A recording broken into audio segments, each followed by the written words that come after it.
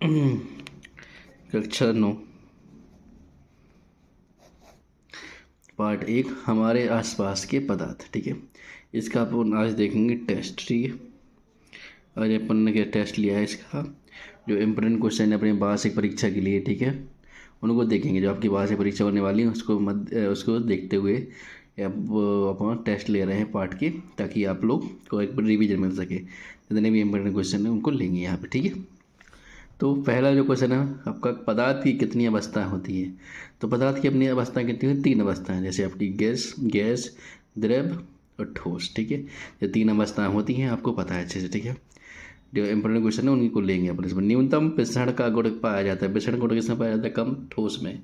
विसरण मतलब उसको उस चीज़ आकार को परिवर्तन नहीं किया जा सकता। जैसे पेन का आकार है, इसको अपन परिवर्तन नहीं करेंगे, लेकिन क्या होगा, जैसे आटा मारा, आटा हो गया, जो चीज़ जिसका आकार परिवर्तन हो जाए उसमें क्या होगा, विसरण का गुण पाया जाता है। लेकिन जिसका आकार परिवर्तन ना हो वो क्या हो जाएगा, वो आपका क्या कहलाएगा बेटा? ठोस कहलाएगा। ठीक है, ठोस का आकार नहीं परिवर्तित, एक बार जैसा होगा वैसा ही होगा। ठीक है, वेब का गलनांक कितना होता है आपका? 273.15 केल्विन। ठीक है, आप इसको चेक कर लेना कंफर्म। आपको बुक में अगर जे मिला है तो आप जे भी ले सकते हो। ठीक है, जैसे 273.15 केल्विन या 273 केल्विन जी। ठीक है, अनुमानित आपका वही है, 273 केल्विन या 273.15 जी आपकी एग्जैक्ट वैल्यू हो जाएगी। ये अपना चल जाएगा। ठीक है, जल का गलनांक केल्विन पैमाने पर कितना होता है? तो अब वो बोला, जब जल का गलनांक होता है, जितने गलनांक होता है वो कितना होता है केल्विन पैमाने पे?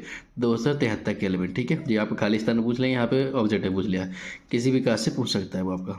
वास्तविक कण की गुप्त ऊष्मा से आप क्या समझते हैं? वो बोल रहे हैं वास्तविक कण जो होता है उसकी गुप्त ऊष्मा क्या होती है, आपको बताना पड़ेगा। तो वास्तविक कण की गुप्त ऊष्मा ताप की वह मात्रा है जो 1 किलोग्राम द्रव को वायुमंडलीय दाब और द्रव के क्वथनांक से नीचे गैसीय अवस्था में लाता है। ठीक है, क्या होता है जब आपकी गुप्त ऊष्मा, जब वायुमंडलीय वास्तविक कण की गुप्त ऊष्मा ताप की वह मात्रा होती है जो 1 किलोग्राम द्रव ले लो। ठीक है, जैसे 1 किलो अपना पानी ले लिया, को वायुमंडलीय दाब होता है, जैसे अपने ऊपर कुछ एक दाब लगता है, सबके ऊपर एक दाब लगता है। अपने जी अपन जितनी जितनी ऊंचाई पे जाएंगे वायुमंडलीय दाब कम होता जाएगा।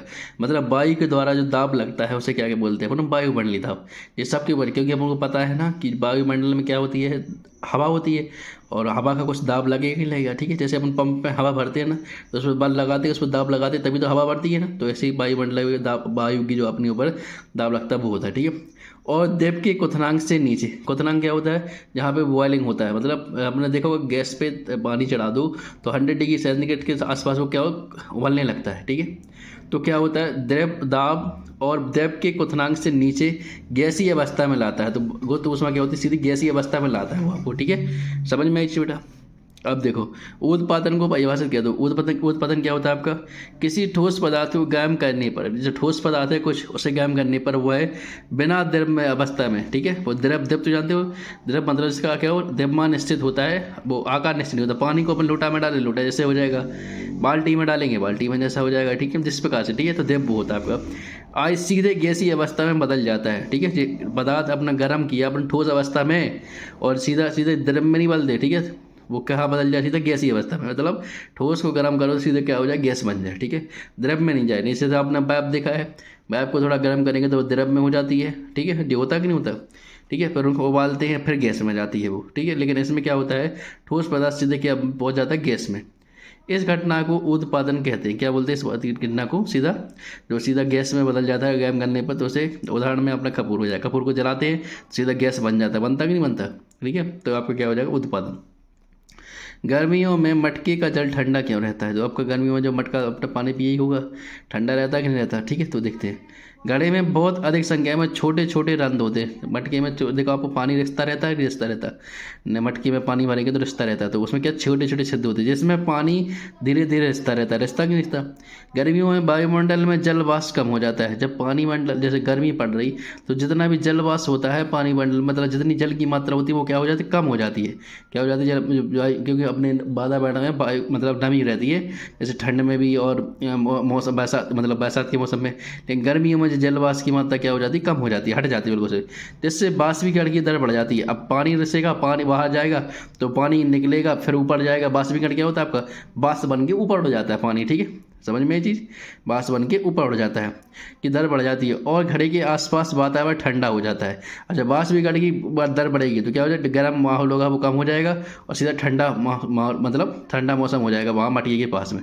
इस वजह से देखो यहाँ पे आपको एग्जाम्पल समझे, जो अपना मटका हो गया, ठीक है बेटा, अच्छे से समझ लेना, आपको इसमें रटना नहीं पड़ेगा। जी आपका मटका हो गया, ठीक है जी, यहाँ पे मटका ले लो, थोड़ा सा हिल रहा है जी पेन, सॉरी, ये अपना मटका बन गया, ठीक है। यहाँ पे समझना थोड़ा डिस्टर्ब हो गया, थोड़ा हिलना, ठीक है, ये मटका हो गया, ठीक है, और समझ लेना थोड़ा सा डिस्टर्ब बन गया। अब देखो बेटा, ये गर्मियों के मौसम में अब जो आसपास का जो वातावरण होगा इधर पे, यहाँ पे गर्मी तो होगी, आपको पता ही है, गर्म होगा कि नहीं होगा, गर्म होगा आपका वातावरण, होगा कि नहीं होगा, ठीक है, गर्म होगा। अब यहाँ पे क्या गर्म होगा बस, तो यहाँ वातावरण में जो आपका वातावरण है यहाँ पे आपको जल मतलब जल वाष्प होगी क्या, जल वाष्प मतलब जल की मात्रा होगी कि यहाँ पे कुछ गर्मी होगी तो वहाँ पे थोड़ी होगी, जलवाष्प थोड़ी होगी, वहाँ तो ऊपर उड़ जाएगा ना पूरा। तो यहाँ पे जो मटके से पानी, छिद्र से पानी रिसता रहता है ना जी, यहाँ से आसपास जी क्या हो जाता है, गर्मी में अब बाष्प गर्मी होगी नीचे, तो पता है गर्मी में क्या होता है, पानी भाप बन के ऊपर उड़ जाता है, वायुमंडल में चला जाता है कि चला जाता है। तो जी यहाँ क्या होगा, भाप बन के क्या हो जाएगा, जी आपकी कौन सी ये बदल देता है आपका बाष्पीकरण की दर। तो जी यहाँ से बाष्पीकृत होकर कहाँ बात है, वायुमंडल में जाएगा, बादल में जाएगा कि नहीं जाएगा, तो यहाँ से बाष्पीकरण की दर बढ़ जाएगी और यहाँ पे जो गर्म माहौल रहेगा वो क्या हो जाएगा, ठंडा हो जाएगा। जब यहाँ पे ठंडक रहेगी इसके आसपास में, तो क्या है, इसका पानी अंदर का ठंडा रहेगा। जी होती है आपकी प्रोसेस, ठीक है, समझ में आई बेटा, हमारे सब समझ में आ गया आपकी, ठीक है। तो आपको रटना नहीं पड़ेगा इसमें।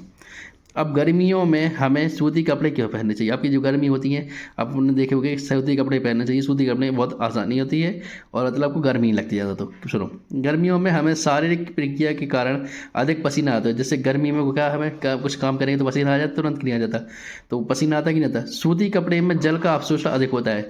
सूती कपड़ा क्या है, पानी पसीना को सोख लेता है बहुत जल्दी, ठीक है, और यह हमारे पसीने को अवशोषित कर लेते हैं। जितना पसीना निकलेगा वो क्या कर लेगा, अवशोषित कर लेगा, पसीना निकलेगा वो कपड़े में छप जाएगा, ठीक है। और हमें शीतलता प्रदान, जब हवा आएगी तो वो क्या हो जाएगा, ठंडक लगेगा, लगेगा नहीं लगेगा। तो इस वजह से हमें क्या रखना चाहिए आपको, सूती कपड़े, ठीक है। तो यहाँ तक 8 क्वेश्चन हो गए अपने इंपॉर्टेंट, ठीक है। अब और देखते हैं, अब आपको एसीटोन इत्र डालने पर हमारी हथेली ठंडी क्यों हो जाती है।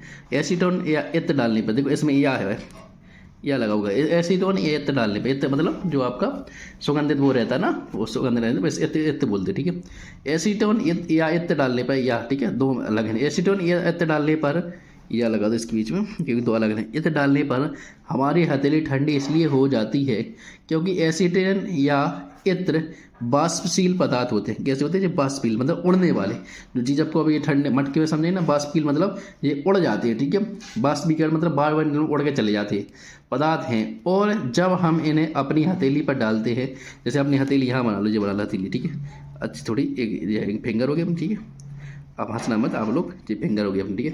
अब अपने यहाँ पे इत्र डाला या एसीटोन डाला, ठीक है, तो ये क्या होते हैं, बाष्पशील, ठीक है, बाष्पशील होंगे।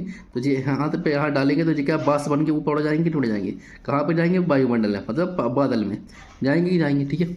तो क्या होते हैं, जब इन्हें हथेली पर डालते हैं तो वह हमारे हथेली से बाष्पीकरण की ऊष्मा लेकर परिणाम स्वरूप हमारे हाथ से ठंडक आती। क्या होते हैं, जैसे अपने हथेली गर्म रहती है, देखना हमेशा खून का बहाव रहता है तो अपना शरीर गर्म रहता है हमेशा, ठीक है, गर्म, ठीक है।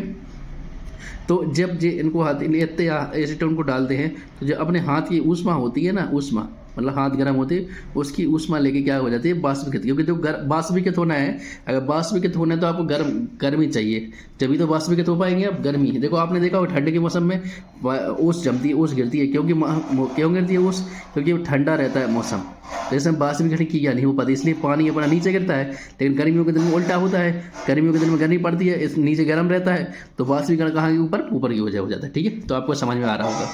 तो क्या होता है, यहाँ पे ऊष्मा लेकर क्या कराता है जी, अपने हाथ की ऊष्मा लेके ऊपर उड़ जाता है, जिससे हमें क्या करता है जी, हाथ को ठंडक देता है। समझ में आई चीज़ बेटा।